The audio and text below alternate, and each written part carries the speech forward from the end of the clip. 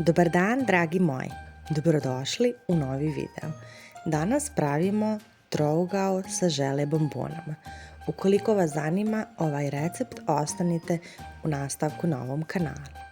Za ovaj kolač vam je potrebno 300 g mljevenog keksa, 100 g šećera u prahu, 150 g žele bombona koje ste prethodno nasickali na sitne kockice i 100 ml soka od pomoranđe, odnosno jedna pomoranđa iscijeđena, 125 g margarina.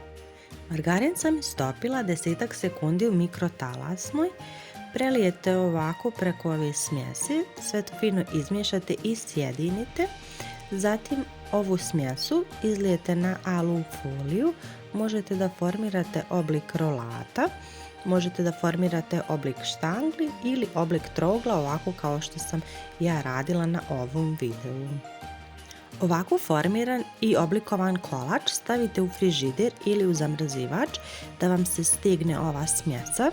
Zatim istopite 50 g bijele čokolade sa jednom kašikom ulja. Meni je ispala rjeđa čokolada, tako da sam, kao što vidite na videu, popravljala malo sa kašikom.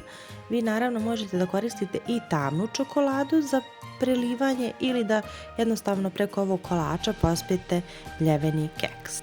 Čokoladu istopite u mikrotalasnoj 10 sekundi, samo pazite da vam ne zagori.